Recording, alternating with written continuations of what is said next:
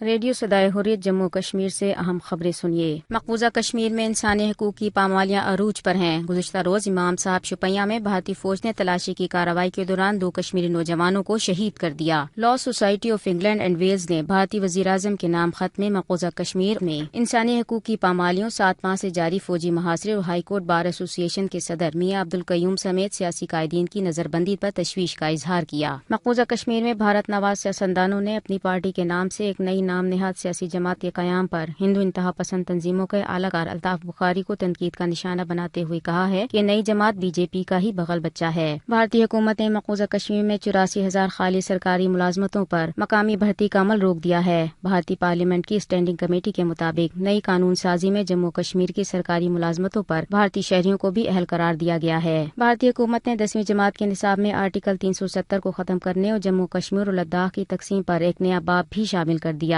اقلیتوں کی جماعت امن کمیٹی پاکستان کے رہنما امر ناتھ رندھاوا نے کہا ہے کہ بھارت میں اقلیتوں کے لیے زندگی اجیرن بنا دی گئی ہے، جبکہ مودی اور بھارت دنیا کے امن کے لیے خطرہ بن چکے ہیں۔ کشمیری خاتون رہنما شمیمہ شال نے اقوام متحدہ کی ہیومن رائٹس کونسل کے 43ویں اجلاس سے خطاب کرتے ہوئے کہا ہے کہ دنیا 8 مارچ کو یوم خواتین مناتی ہے، جبکہ کشمیری خواتین بھارتی فوج کے ہاتھوں ہراسانی اور مصائب کا شکار ہیں۔ 1989 سے اب تک 10,507 خواتین شہید اور 11,000 سے زائد کی عصمت دری کی گئی ہے۔ خبریں ختم ہوئیں۔ یہ ایک بڑا المیہ ہے کہ آج بھی جبکہ اقوام عالم میں خواتین کے حوالے سے بڑا چرچا ہو رہا ہے اور ان کے تحفظ اور ان کے حقوق کی خاطر بڑی کانفرنسیں اور سیمینارز منعقد کیے جا رہے ہیں، لیکن مقبوضہ ریاست جموں کشمیر کی خاتون آج بھی بھارتی ظلم و ستم کی چکی میں پیسی جا رہی ہے۔ اسی سلسلے میں کشمیری خواتین کی حالت زار کو اجاگر کرنے کے لیے گزشتہ دنوں کئی مقامات پر احتجاجی مظاہرے کیے گئے۔ عالمی یوم خواتین کے موقع پر لندن میں ایک احتجاجی مظاہرہ ہوا جس میں کشمیری اور پاکستانی خواتین نے بڑی تعداد میں شرکت کی۔ اس موقع پر شرکاء نے اقوام عالم پر زور دیا کہ وہ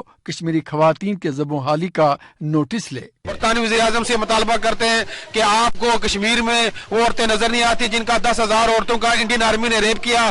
کیا وہ آپ کو ہاف ویڈیوز نظر نہیں آتی جن کے ہسبینڈ کا ابھی تک نہیں پتا چلا وہ زندہ ہیں یا ان کو شہید کر دیا گیا ہے؟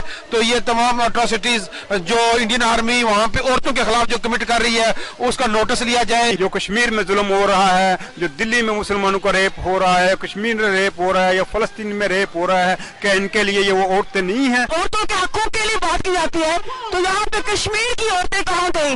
غزہ کی عورتیں کہاں گئی؟ اور جہاں مسلمانوں میں ظلم ہے وہاں کی عورتیں کہاں گئی؟